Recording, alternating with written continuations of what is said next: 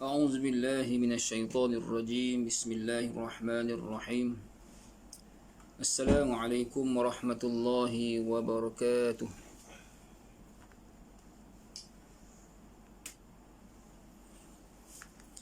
الحمد لله رب العالمين وبه نستعين والصلاة والسلام على رسول الأمين وعلى آله وصحبه أجمعين.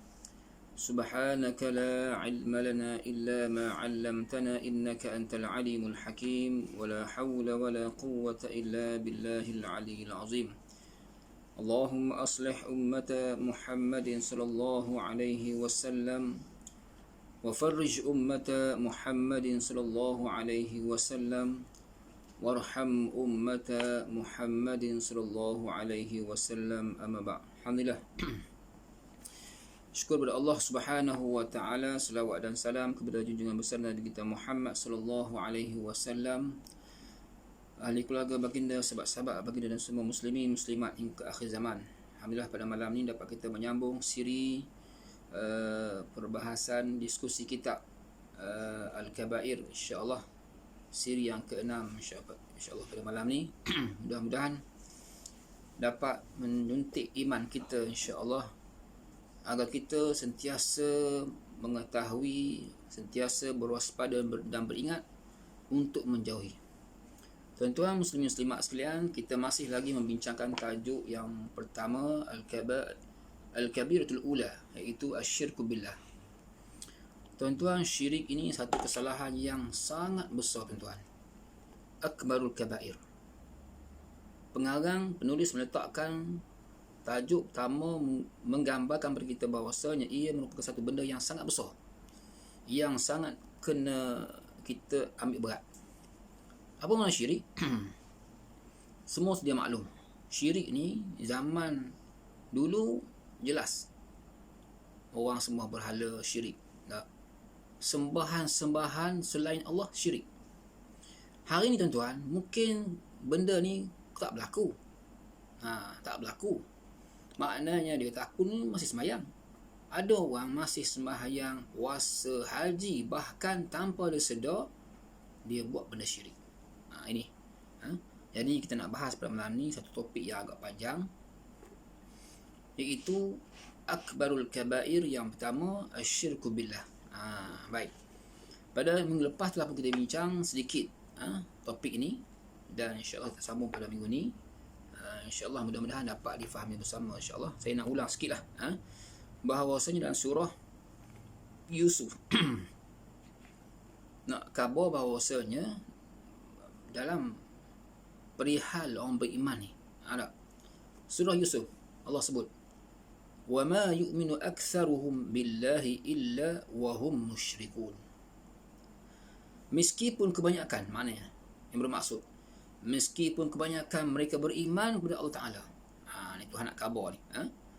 Dalam pada itu, mereka tidak sunyi daripada berbuat syirik. Masya Allah. Tabarakallah. Tuan-tuan, kita ingat ke syirik ni nampak pada gambaran senang aja. Orang sembah berhala, sembah tokong, tetapi sebenarnya membesarkan lain. Kita ambil satu ketarut, benda lain yang lebih besar dari Tuhan. Contoh hari ni, zaman kemeluk kewangan hari ni, ekonomi meleset hari ni, orang ambil duit sebagai Tuhan. Memang tak sembah duit. Allah habis aku, tak ada piti dah aku.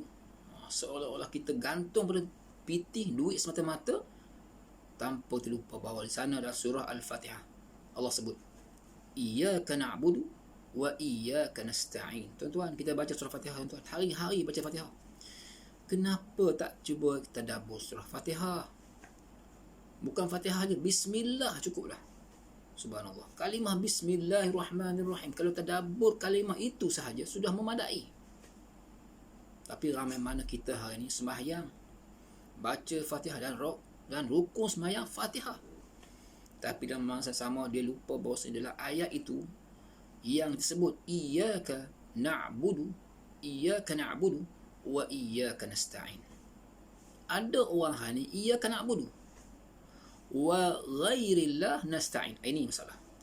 Tanpa dia sedar bahawasanya dia sembah Tuhan, tapi wa iyyaka nasta'in dia tak pohon. Inilah yang jadi isu yang ada sebut viral, masalah doa, masalah bendera putih semua ni. Kadang-kadang orang tak faham masalah ni. Benda sensitif. Sebenarnya kita kena ingat kebergantungan utama kita dengan Allah Subhanahu Wa Taala.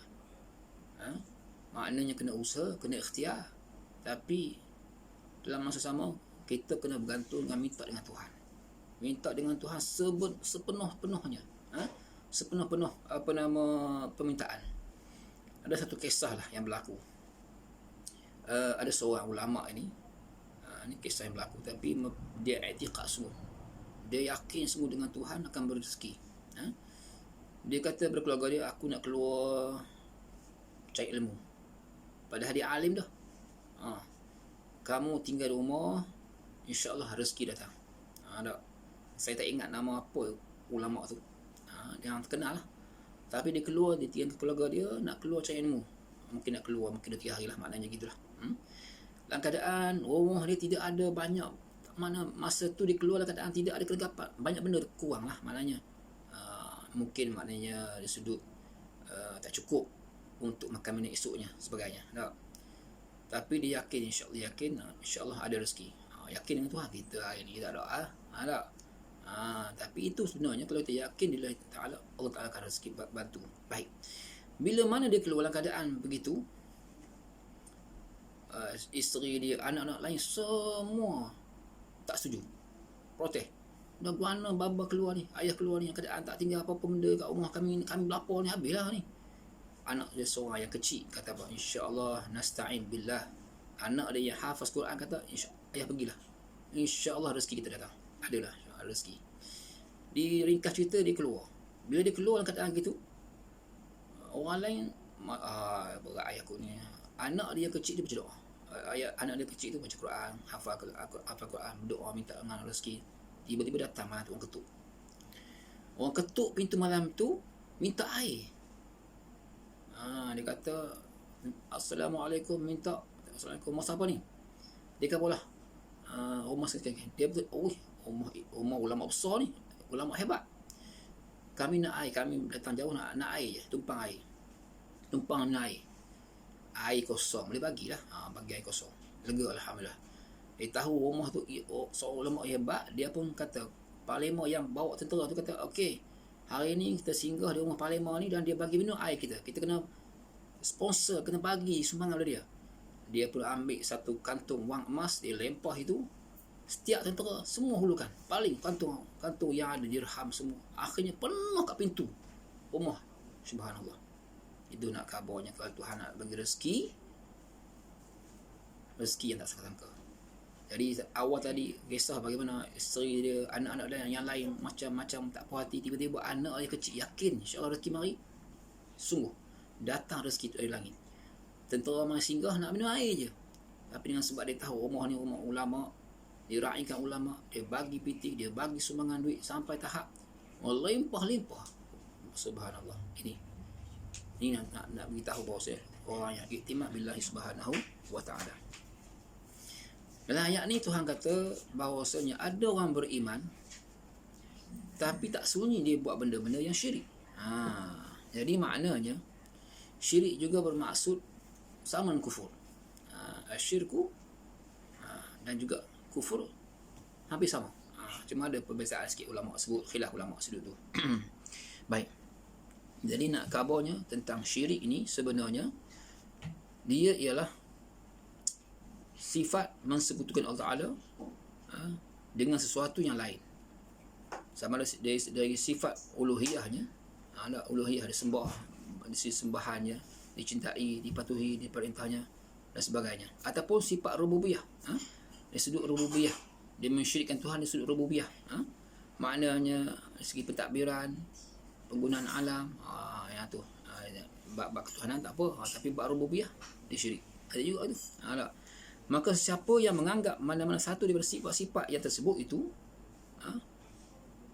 ada pada sesuatu yang lain. Kalau ada orang tu dia kata sifat rububiyah ni ada sikit-sikit pada makhluk lain, ada benda ni, maka dia juga syirik. Selain Tuhan, saya berlaku syirik dengan Allah Ta'ala, walaupun dia mengaku beriman, walaupun dia sembahyang, walaupun dia puasa, tapi dari segi rububiyah, uluhiyah ni dia letak pada hal lain. Uluhiyah dia kata, oh betul Tuhan tu Tuhan pencipta alam, nak Tuhan betul sembah.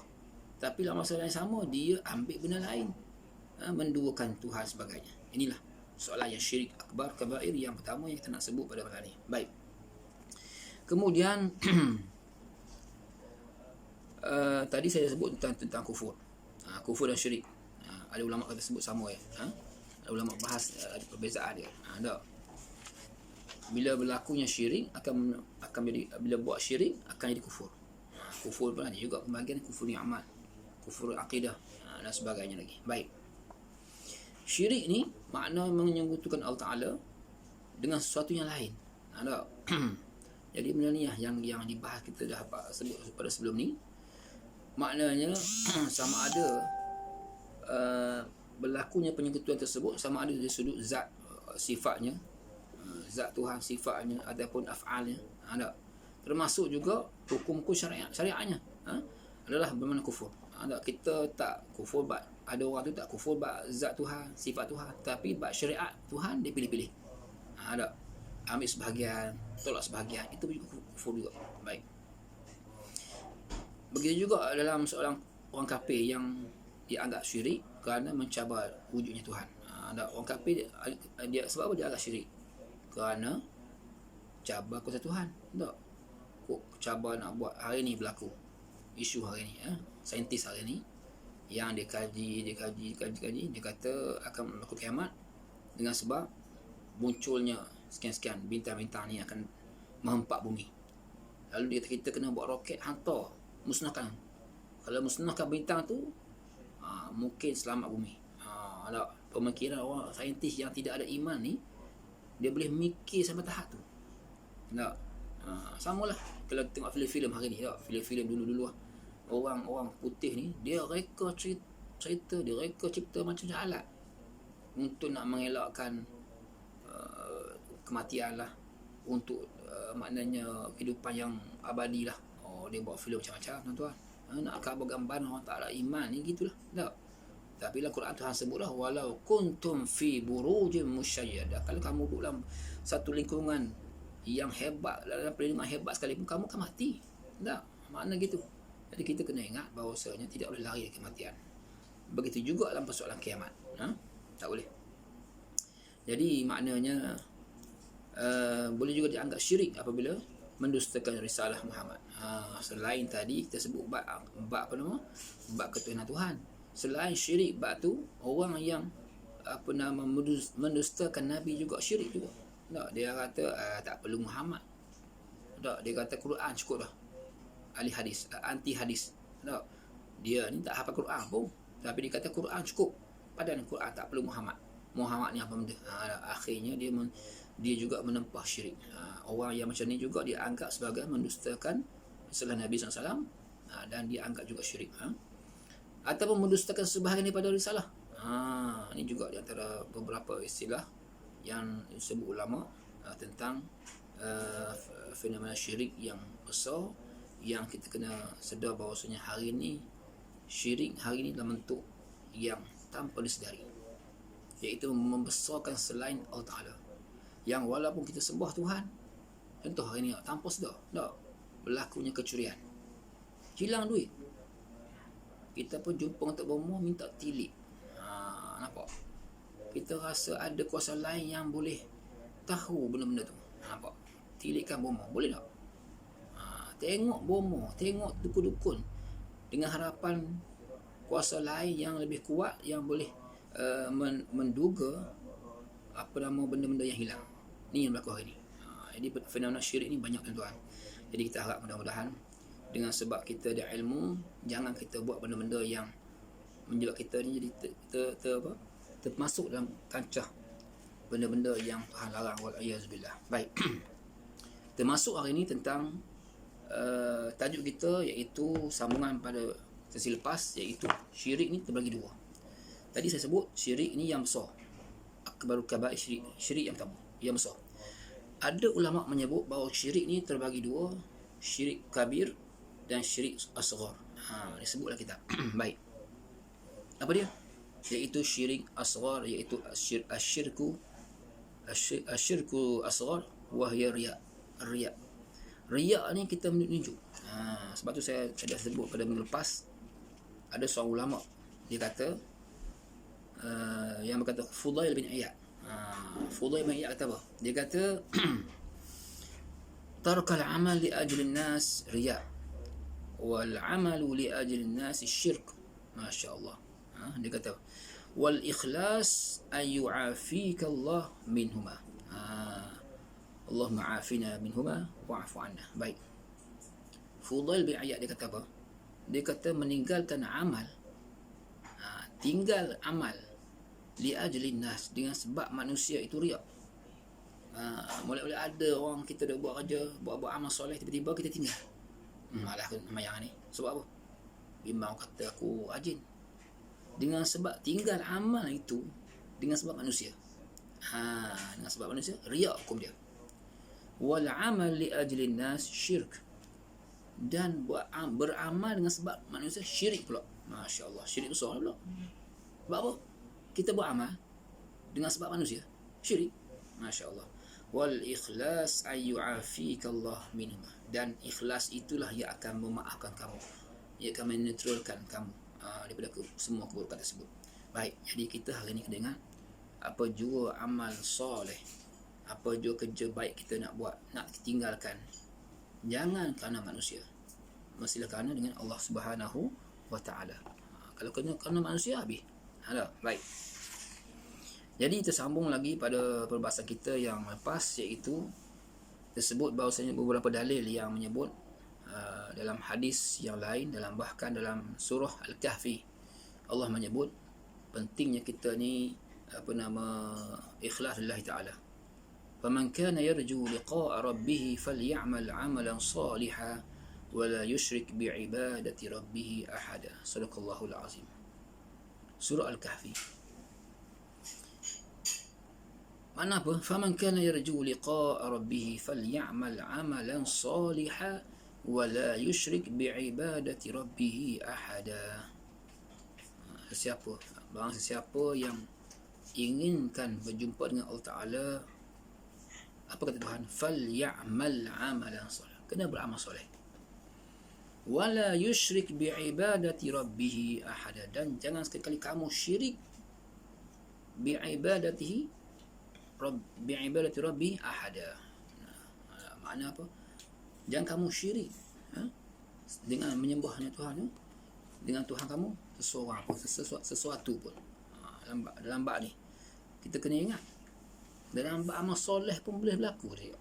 Dalam bab amal soleh pun boleh berlaku riak. Jadi inilah di antara benda-benda yang kita kena ingat bersama, bahawa kita hari ini dalam bab amal soleh, dalam bab kebaikan, jangan sekali-kali kita nak tunjuk, ataupun nak tinggal kebaikan pun jangan tunjuk. Aku malah buat ni sebab manusia. Beramal kerana manusia memang akan jadi menyebabkan kita riya ataupun syirik yang sebab itu. Baik. Kemudian dalam hadis yang lain, Nabi menyebut iyyakum wasyirk al-asghar. Hati-hati kamu dengan syirik yang kecil. Qalu ya Rasulullah wa ma syirkul asghar. Lalu sahabat tanya, wahai Rasulullah, kenapa ya syirik besar ni? Kenapa ya syirik kecil ni? Qala ar-riya. Nabi sebut riya.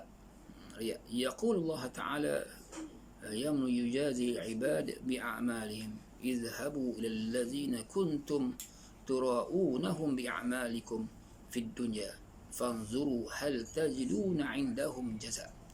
Kalau seseorang tu riak tak, kata Tuhan, pada hari pembalasan kelak, di saat mana manusia sedang dikumpulkan kelak ni, kata Tuhan, mugi cari siapa yang tunjuk-tunjuk ni. Mugi jumpa dia kat dunia esok. Siapa dia yang kamu tunjuk kat dunia tu? Cari dia esok, minta ganjaran. Ada tak? Boleh tak? Hari yang akan kita terima balasan kelak esok, di pada mahsyar kelak, boleh tak kita cari itu? Masa sibuk cari orang tu, kita minta, mu bagi aku pahala. Adakah boleh? Ini di antara yang Tuhan sebut dalam hadis Nabi menyebut.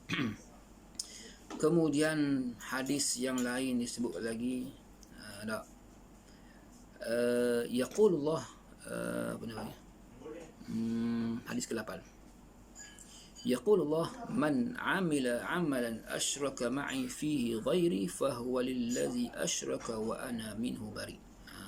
Masya-Allah. Nah, hadis kursi, hadis kelima di kursi, hadis riwayat Bukhari, hadis riwayat Muslim menyebut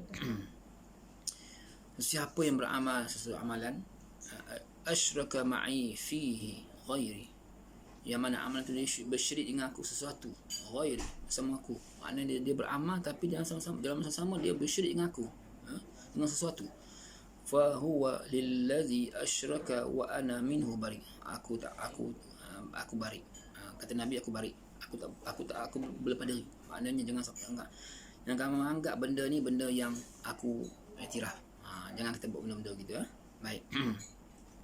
Jadi kita jangan buat benda-benda yang menyebabkan amal yang bersyirik dengan Allah Subhanahu wa taala. Baik. Kemudian qala sallallahu alaihi wasallam, man sam'a Allahu bihi wa man ra'a Allahu bihi. Ini juga orang yang sentiasa mendengar, maknanya dia nak dengarkan, nak bagi orang tahu. Ada sama ni maknanya kita buat benda nak bagi orang tahu. Ada cara ni, niat dia, asal buat benda kebaikan nak diwarakan, sam'a bihi wa man ra'a bihi. Baik, hari ini hadis yang muttafaqun alaih, riwayat Bukhari Muslim, rawahu Bukhari. Baik, jadi kita di zaman canggih ni, orang kita nak buat benda, nak suruh rakam, nak suruh kita puji, kalau orang tak like kita, kita marah. Ni zaman ni, nak buat benda, ambil gambar, kemudian paparan, kita nak diviralkan, kita buat baik. Benda-benda ni lah yang menyebabkan haba'an mansura, menyebabkan kita hilang pahala kita, hilang segala kebaikan yang terdapat. Walaupun puji, puji-pujian ni kadang-kadang menyebabkan kita hilang pahala, hilang ikhlas. Baik. Jadi inilah satu hadis, 2-3 hadis yang nak kabur kita kena beringat dalam bab riak. Dalam bab riak ni dalam kitab Ihya banyak sebut bab riak ni, dan kita masih lagi membincangkan secara sikit-sikit lah tentang topik syirik ni. Syirik yang kedua, riak, yang juga bukan kurang kecilnya, kena ambil berat juga, kerana benda ni bila kita ambil ringan, terbimbang kita buat benda tu seronok. Buat syirik seronok, buat riak seronok, dipuji orang seronok. Ini memang lah, lambat lepas orang jack kita, orang puji Allah melambung, tak ada orang puji, tak ada orang puji, tak, hilang kerja. Hari ni seolah-olah semangat kita ni kurang bila tak ada orang puji. Sedangkan kita lupa bahawasanya orang yang kita harap puji tu, esok-esok nanti kalau di hari akhirat kelak, Nabi kata, kamu pergi jumpa, minta, Tuhan kata, mu ambil pahala dengan dia. Akhirat esok mu cari orang puji, mu ambil pahala dengan dia. Jadi benda ni lah kita nak sentiasa waspada. Baik. Kemudian seterusnya, hadis yang seterusnya, waman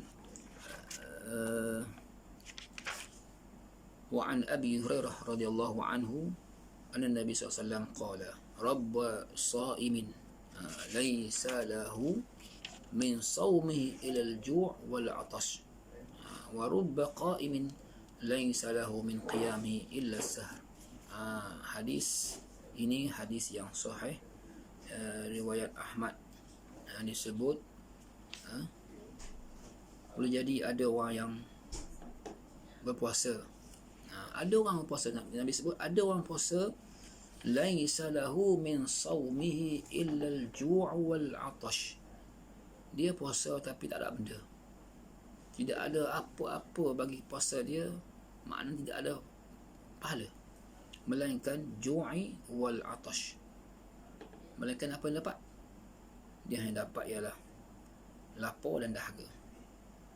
Wa rubba qa'im laisa lahu min qiyamihi illa as-sahr, dan juga ada orang yang sanggup berjaga malam, qiyamul lail, tapi tak mendapat apa-apa melainkan hanya bangun malam. Nak kabarnya hadis ini cerita bahawasanya kita nak beramal soleh kena ikhlas. Yani annahu iza lam takun salah wa saum liwajhillah, kalau kita buat kerja kebaikan, amal soleh sembahyang ke, puasa ke, bangun qiyamul lail, tapi dengan sebab nak orang puji. Bukan sebab Tuhan. Oh bagus ni, contoh nak pilih menantu tak. Oh nampak mari duk mak mentua sehari semalam. Oh bangun malam qiyamul lail. Oh bagus menantu aku ni. Rupa-rupanya nak ambil hati. Tak? Maka dengan sebab dia kerja baik dia, amal soleh dengan sebab orang, untuk dipuji orang lain, maka Nabi sebut sia-sia. Tak ada benda. Baik puasa, baik zikir, baik amal soleh yang dia buat, kalau tidak ada keikhlasan daripada Allah Ta'ala, habis harap benda baik. Ni bab sum'ah, ni bab riak yang kita bahas pada malam ni, iaitu syirik khafi ataupun syirik yang kecil yang kena sentiasa kita waspada bersama, insya-Allah. Baik. Seterusnya termasuk sedikit tentang hadis yang seterusnya. Dia cerita tentang bukan hadis, iaitu kisah, riwayat Ibnu Hajar Al-Haythami dalam kitab Az-Zawajir, kalam ulama disebut. Dia kata perumpamaan orang yang riak dan sum'ah ni seperti mana orang yang isi kantung wang dia, wang saku dia. Tak? Dia kata dia buat satu kiasan, cerita bagaimana gambaran orang riak dengan sum'ah ni. Sum'ah ni dia suka nak menonjol, suka nak diheboh-hebohkan. Ni punya akhirnya orang puji dia, sum'ah. Riak ni nak menunjuk, tak, lebih kurang sama. Tak. Tapi sum'ah ni dia buat kerja nak disampaikan orang lain, diviralkan, nak dia sebut, nak biar orang sebut dia. Baik. Kemudian cerita dia kata gambaran orang yang suka nak riak-riak ni, beramal riak ni, seperti mana dia kata orang yang isi dompet dia, kantung dia dengan batu. Ni gambaran cerita dulu ni, orang di pasar isi wang dia dalam apa, jaib dalam karung. Orang dulu kan memang bawa dinar dirham kan, jadi wang dia wang emas, wang dirham, berat lah sekantung tu. Tak? Jadi kita hari ni shilling, hari ni bitcoin lah, apa benda tak, pakai kad wave je. Zaman lah ni canggih, bawa kad je. Tiup je, tiup bayar dah.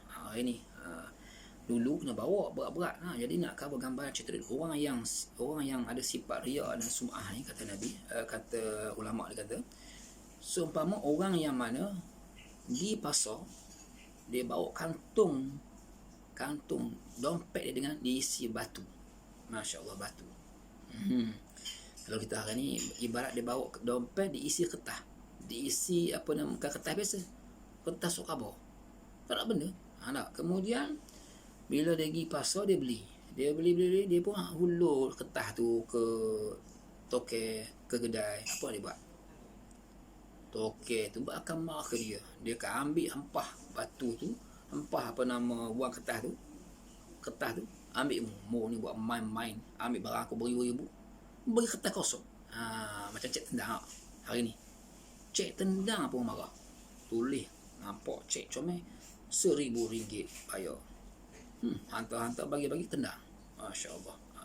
Jadi maknanya orang marah tak, ambil barang tiba-tiba tak bayar. Gambar gitulah. Maknanya kita hari ni orang yang buat kebaikan, buat amal soleh, tapi nak suruh orang puji, nak suruh tunjuk, maka tidak ada apa-apa ganjaran di akhirat kelak. Tuhan kata mau ambil ganjaran dengan orang tu. Ni yang disebut. Baik. Jadi dalam hadis yang lain, kita masih bincang lagi dalam bab yang pertama ni, iaitu riya. Hadis yang lain menyebut, hadis yang diriwayatkan oleh Al-Hafiz, hadis dhaif. Ni hadis dhaif, tapi boleh ambil penjelasan insya-Allah. Wa sa'ala rajulun Rasulullah SAW min an-najah, qala alla tukhadi'u Allah. Wa kaifa tukhadi'u Allah? Qala an ta'mala 'amalan amaraka Allah wa rasulihi bihi wa turidu bihi ghayra wajhi Allah.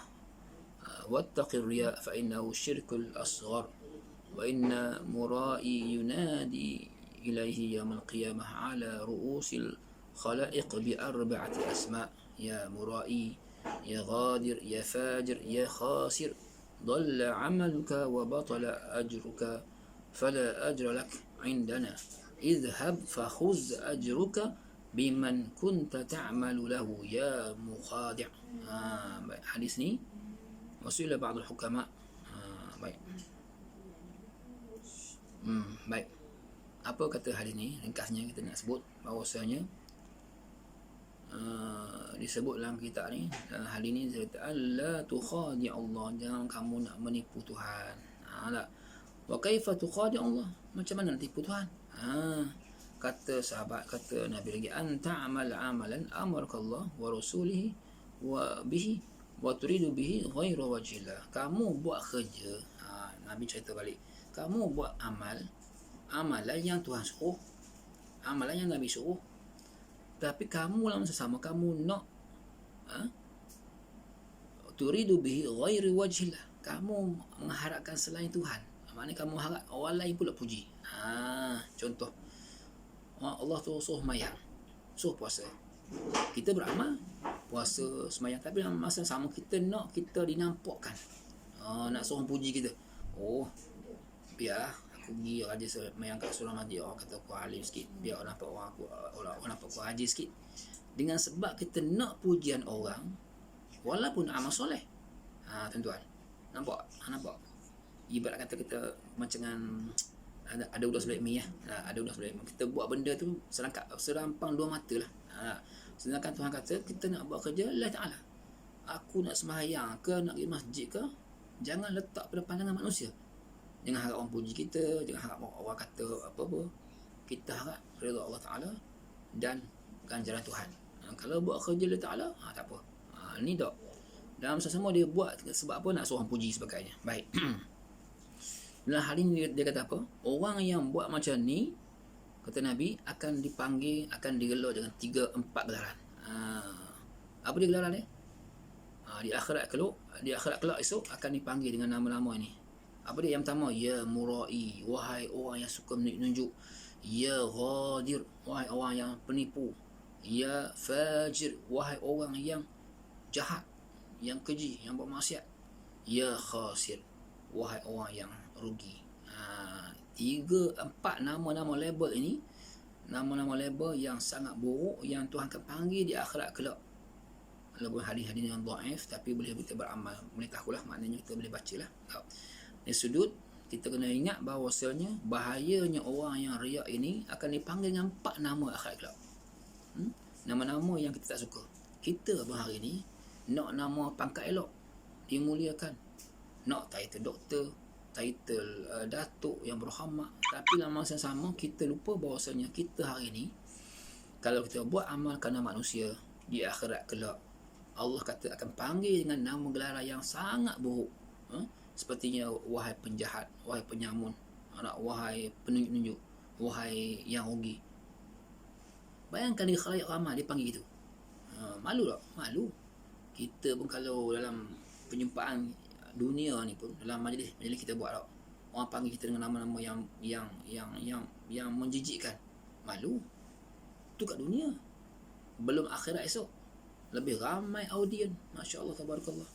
Jadi insya-Allah kita harap mudah-mudahan kita kena ingat persoalan syirik ini bukan persoalan mudah, bukan persoalan kecil, tapi persoalan yang kita kena kikis sikap ego kita, sikit kikis segala kehendak-kehendak duniawi kita, agar kita hari ini lillahi ta'ala wajrillah, makna kita sembah Allah Ta'ala limardatillah, bukan sebab orang puji, bukan sebab kita nak suruh orang kata kita baik sebagainya.